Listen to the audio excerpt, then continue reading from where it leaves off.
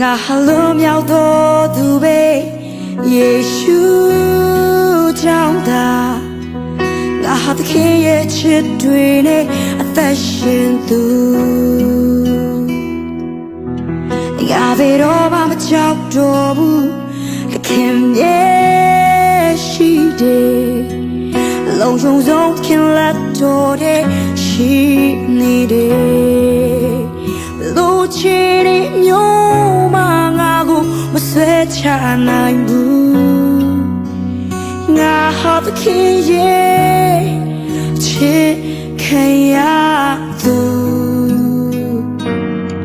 သခင်ငါကိုလုံးဝအဆုံးရှုံးမခံဘူးသခင်ငါကိုလုံးဝအထီးခိုင်မခံဘူးအသေးနဲ့ရွေဝဲကားတိုင်းထမသက်တော်ကိုဆုံးကငါရဲ့ဖြစ်တွေရှိသမျှလုံးစုံပြေလွတ်ကဆုံးပြမထားပါလေကြတိုင်း